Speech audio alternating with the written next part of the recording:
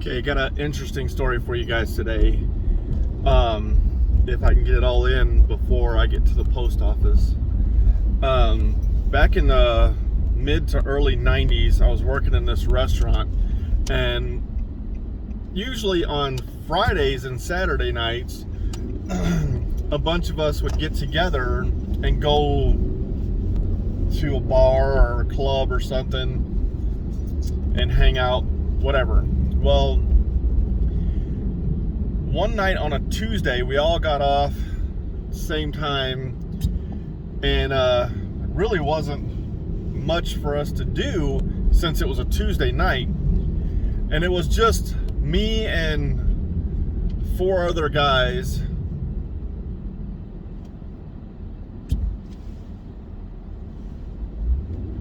from the dish room. I was a cook at the time, I think. Maybe a prep cook or something, I don't know. But we're all over at this guy's house, and he's like, have you guys ever heard of a place called the Aquadome? And I was like, no, never heard of it. And he told us the story that he's like, it's a abandoned water treatment plant in St. Charles County. It's supposed to be haunted. There's been dead bodies found there multiple times. You're not supposed to go in there. There's been devil worshiper people caught there, and if you look Aquadome or something like that on Facebook, there is a group for this place, and there's all kinds of goofy stories and stuff. Well, this is my goofy story. So they all wanted to go, and I was like, okay, I don't give a shit, I don't believe in that kind of stuff anyway. So we all jumped in his car and took off. At the time, we were in Arnold, so it took us a while to get out to this place. And you couldn't park. There was no parking, so you had to go about 1/8 of a mile past the Aquadome to this little parking spot that was supposed to be for the Katy Trail. If you guys are familiar with Missouri, then you'll know what the Katy Trail is. A little bit up from that is there was a mining place across the street, and I was told it was for mercury. I don't know, I never really looked into it to see what that was. So anyway, we got to this parking spot, and you couldn't just walk back up the road because the people over on the guard shack to the mining place would see you and call the cops.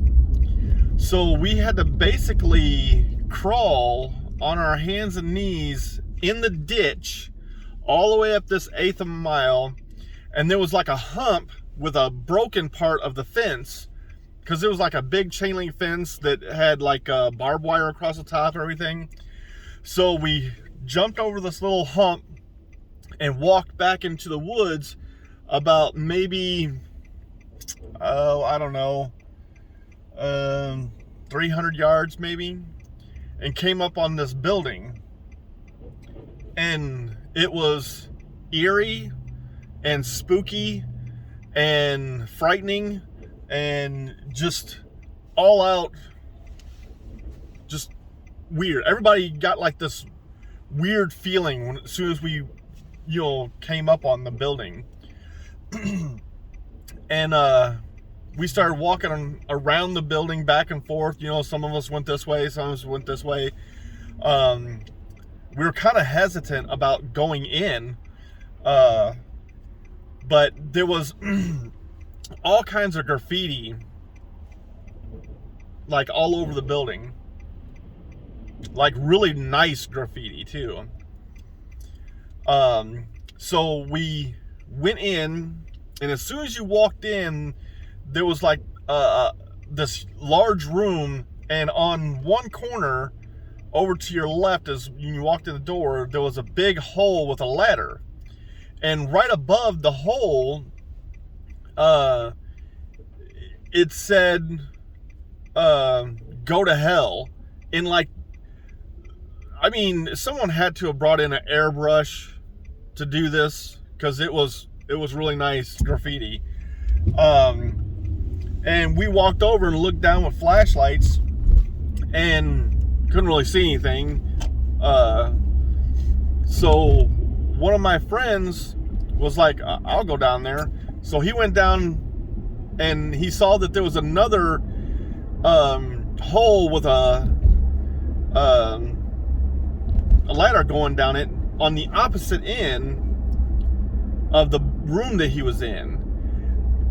And on the wall above that hole, it said level 1. And supposedly there was 6 levels down, getting, 6 levels of hell or whatever. I didn't go down that place because it freaked me out and I just didn't want to go.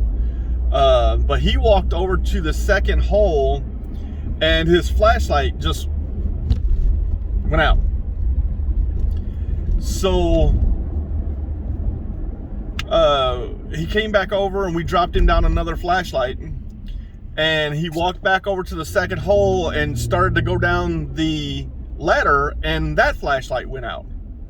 So he came back up, and he's like, no, there's something weird about this, and I keep hearing noises like someone's walking down in the next level down.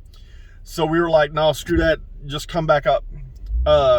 So he came back upstairs, and then we walked around this other side, and there was like the pits where they had the water that was being purified or whatever. And everybody knew I was afraid of heights. So they were like, close your eyes and grab onto my shoulder, and we'll walk you over to this other area. And I was like, okay, I don't understand, but I'll trust you guys.